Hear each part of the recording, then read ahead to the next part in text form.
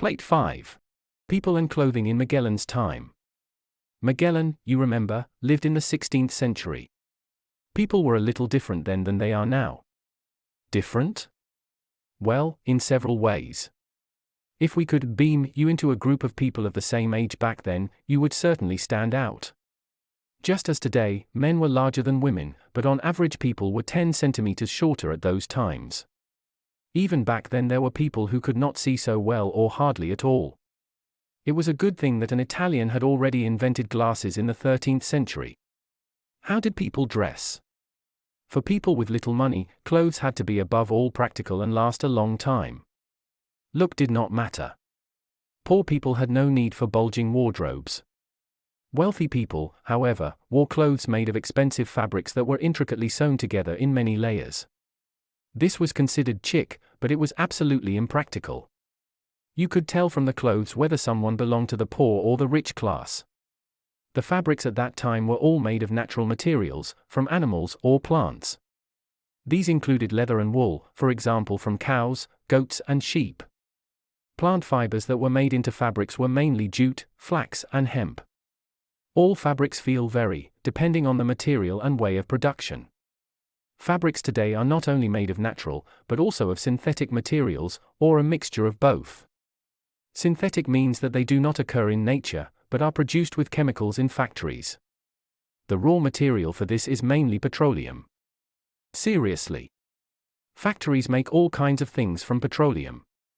Pens, plastic bottles, shoe soles, clothes. Your fleece jumper is originally made of petroleum, but it already has its second life.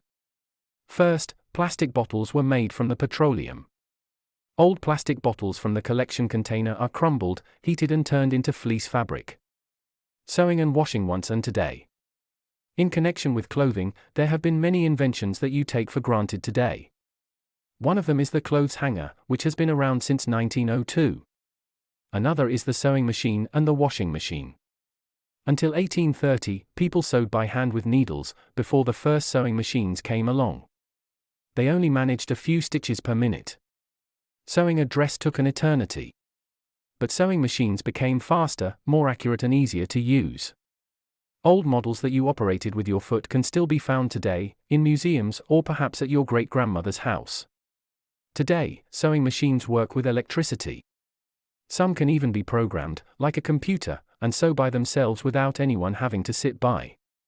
Despite all the inventions, the principle of a sewing machine is always the same: a needle with thread moves up and down. Under the needle is a piece of fabric. You push the fabric further and further away from you.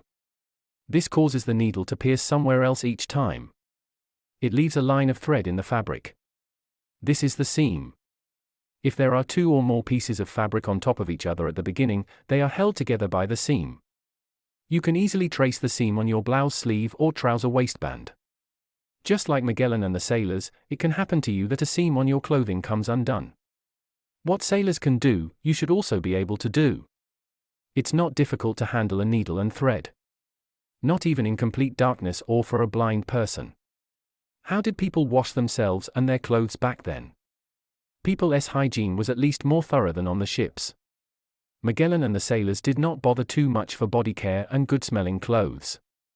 They bathed in seawater, because drinking water was scarce and precious. They washed their clothes in seawater. Of course, this only got rid of the worst dirt. All the men smelled, and their clothes even more so. And on land? Even in the Middle Ages, only wealthy people used soap to wash their clothes.